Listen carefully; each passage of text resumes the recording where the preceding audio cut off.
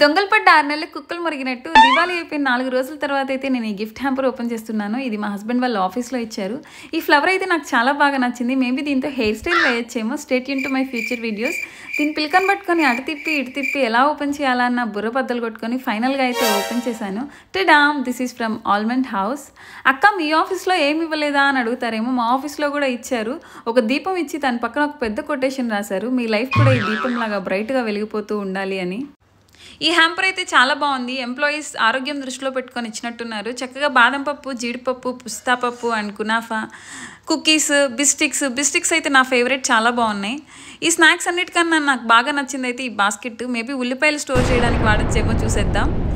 ఇలాంటి గిఫ్ట్లు వచ్చినప్పుడు పిల్లల ఆనందం పట్టలేకుండా ఉంటుంది. మా వాడైతే ఫుల్ ఎక్సైట్ అయిపోయి అన్నీ ఓపెన్ చేసి చూస్తున్నాడు.